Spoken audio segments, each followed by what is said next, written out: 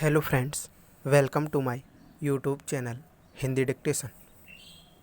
यह डिक्टेशन आने वाली सभी एग्जामों में महत्वपूर्ण साबित होगी।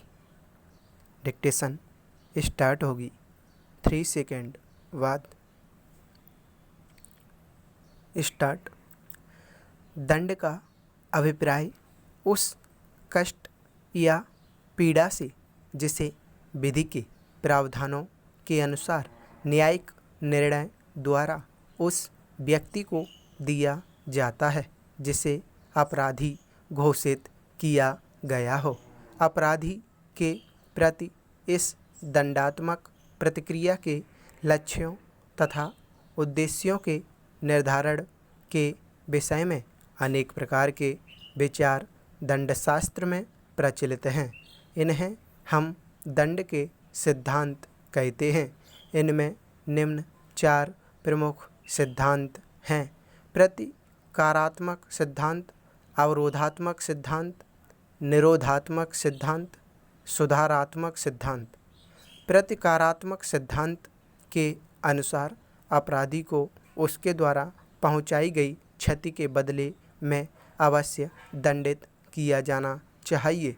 सर्वप्रथम हम मूर्ति की संहिता में यह निरूपण किया गया है कि आँख के बदले आँख और दांत के बदले दांत।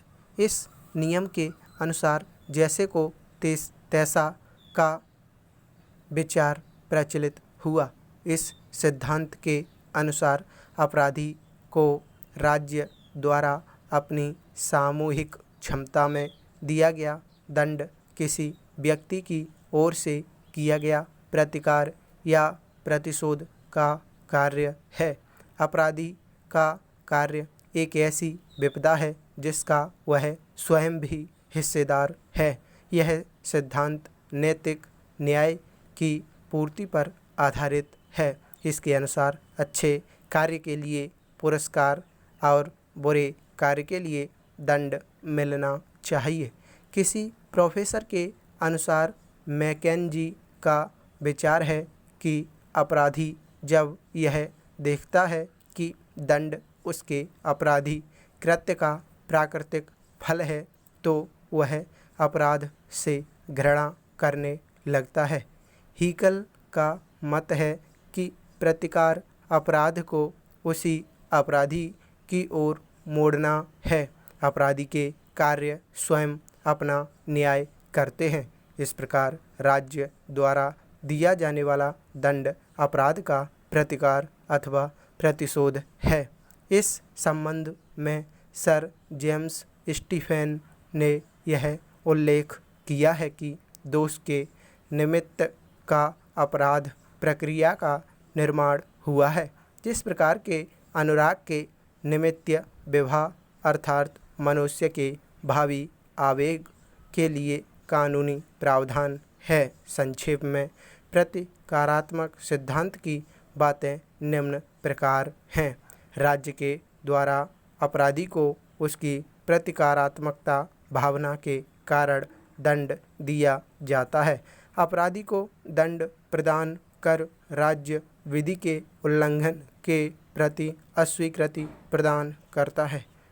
अपराधी को दंड प्रदान कर राज्य विधि के उल्लंघन के प्रति अस्वीकृति प्रदान करता है। स्टॉप। पैरा। अपराधी को दंड प्रदान कर राज्य विधि के उल्लंघन के प्रति अस्वीकृति प्रदान करता है। अपराधी को यदि दंड नहीं दिया जाए तो विधि की महत्वता समाप्त हो जाएगी। अपराधी को दंड दिए बिना अपराधों की रोकथाम नहीं होगी। प्रतिकारात्मक सिद्धांत की आलोचना में निम्न आधारों पर की जाती है। यह सिद्धांत प्रतिशोध पर आधारित उन सामाजिक परिस्थितियों की अवहेलना करता है जो अपराध के लिए उत्तरदायी होती हैं। यह सिद्धांत सभी प्रकार के अपराधों के लिए उपयोगी नहीं है। यह अपराधी की मानसिक व भावात्मक प्रवृत्तियों पर ध्यान नहीं देता। यह सिद्धांत बदले की भावना पर आधारित है। इसमें अपराधी को सुधार का अवसर नहीं मिलता। दंड के अवरोधात्मक सिद्धांत के अनुसार जो लोग दंड की सामाजिक उपयोगिता में विश्वास करते हैं, उनकी मान्यता है कि दंड अन्य लोगों को आपराधिक कार्यों को करने से रोकता है। दंड द्वारा अपराधी भविष्य में अपराध की पुनरावृत्ति का साहस नहीं करता। दूसरी ओर अन्य लोग आपराधिक कृत्यों से हतोत्साहित होते हैं। रूसों के अनुसार कानून की मूल्य इस बात से आंकना चाहिए कि उसने कितनी अपराधों को होने से रोका, न कि इस बात से उसने कितने अपराधों को दंडित किया। मनुस्मृति के अनुसार दंड के भय से संसार न्यायपथ से ही विचलित नहीं होता। सुखवादी विचारधारा पर आधारित इस सिद्धांत की मान्यता है कि मनुष्य कोई भी कार्य सुख दुख के आकलन के आधार पर करता है। वह उसे कार्य को करता है जिसमें उसे दुख की अपेक्षा सुख की आशा रहती है। स्टॉप।